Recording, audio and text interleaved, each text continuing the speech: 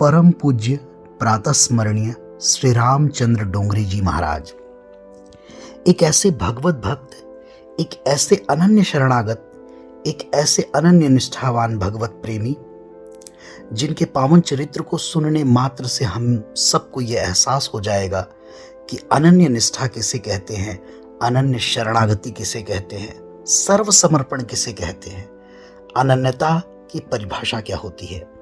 एक ऐसे कथावाचक जिनके पास पत्नी के अस्थि विसर्जन तक के लिए पैसे नहीं थे, तब मंगलसूत्र बेचने की बात की थी।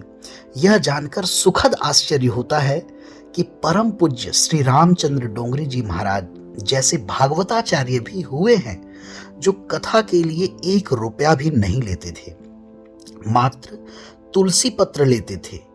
जहां भी वो भागवत कथा कहते थे उसमें जो भी दान दक्षिणा चढ़ावा आता था वो उसे उसी शहर या गांव में गरीबों के कल्याणार्थ, उनके सुख के लिए, उनके सहयोग और सहायता के लिए दान कर दिया करते थे। कोई भी ट्रस्ट नहीं बनाया, कोई भी शिष्य नहीं बनाया। अपना भोजन स्वयं बनाकर ठाकुर जी को भोग लगाकर प्रसाद ग्रहण करते थे। डोंगरे जी महाराज कलयुग के दानवीर कर्ण थे। उनके अंतिम प्रवचन में 1 करोड़ रुपए जमा हुए थे जो गोरखपुर के कैंसर अस्पताल के लिए दान कर दिए गए थे। स्वयं महाराज जी ने 1 रुपया भी नहीं रखा, स्वयं के लिए कुछ भी नहीं लिया। अब सुनिए उनके जीवन की एक ऐसी कारुणिक घटना जो पत्थर को भी रुला दे। डोंगरे जी महाराज की शादी हुई थी। प्रथम रात्रि में ही उन्होंने अपनी पत्नी से कहा, देवी, मैं चाहता हूं कि आप मेरे साथ 108 भागवत का पारायण करें। 108 श्रीमद् भागवत भगवान की कथा को निष्ठा और श्रद्धा पूर्वक सुने। उसके बाद यदि आपकी इच्छा हुई तो हम गृहस्थ में प्रवेश करेंगे। इसके बाद जहां जहां भी श्री डोंगरे जी महाराज भागवत कथा करने जाते तो उनकी पत्नी भी साथ जाती और बड़ी ही तन्मयता के साथ, बड़े ही भगवत भक्ति भाव के साथ 108 भागवत श्रीमन नारायण नाथ की कृपा से उनकी पत्नी ने श्रवण किया। 108 श्रीमद् भागवत कथा सुनने में करीब 7 वर्ष बीत गए। तब डोंगरे जी महाराज ने अपनी पत्नी से कहा कि अब अगर आपकी आज्ञा हो तो हम गृहस्थ आश्रम में प्रवेश कर संतान उत्पन्न करें पुत्र प्राप्ति के लिए।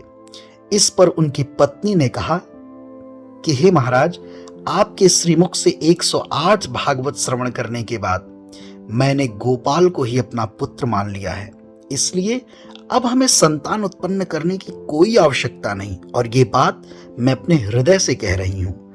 धन्य है ऐसे पति पत्नी, धन्य है उनकी भक्ति और धन्य है उनका श्री कृष्ण प्रेम। डोंगरे जी की पत्नी आबू में रहती थी और श्री डोंगरे जी महाराज देश दुनिया के कोने कोने में जाकर भागवत कथा का रस बरसाया करते थे। पति पत्नी खूब प्रेम से भगवान के नाम में, भगवान की कथा में अपना जीवन यापन कर रहे थे। महाराज श्री भ्रमण करते हुए भजन कर रहे थे भगवान के आश्रय में और पत्नी आबू में रहकर। एक समय महाराज श्री के जीवन में बहुत ही भावुक और कारुणिक पल आया। पत्नी का देहांत हो गया। पत्नी के देहांत के 5 दिन बाद उन्हें इस बात का पता चला कि उनकी पत्नी अब इस संसार में नहीं रही। वे अस्थि विसर्जन के लिए गए। उनके साथ मुंबई के एक बहुत बड़े सेठ थे, उनका नाम रति भाई पटेल जी। उन्होंने ये घटना बाद में बताई थी।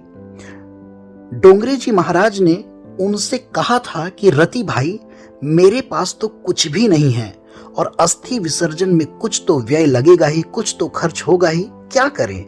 इससे पहले कि रति भाई पटेल जी कुछ बोलते, महाराज श्री पहले ही बोल पड़े, ऐसा करो, पत्नी का मंगलसूत्र और पत्नी के कान की बाली होगी, उसे बेचकर जो मिलेगा उसे अस्थि विसर्जन की क्रिया में लगा देते हैं।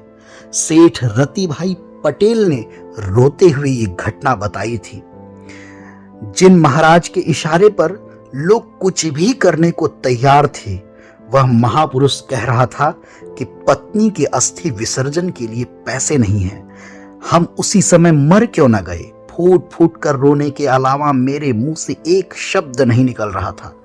ऐसे महान विरक्त महात्मा के, संत के चरणों में कोटि कोटि वंदन भी, नमन भी कम है।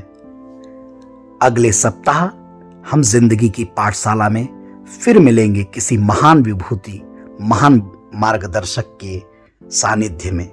आप सभी को बहुत ही आदर के साथ अभिनंदन, आभार, स्वागत, सत्कार, धन्यवाद। राधे राधे।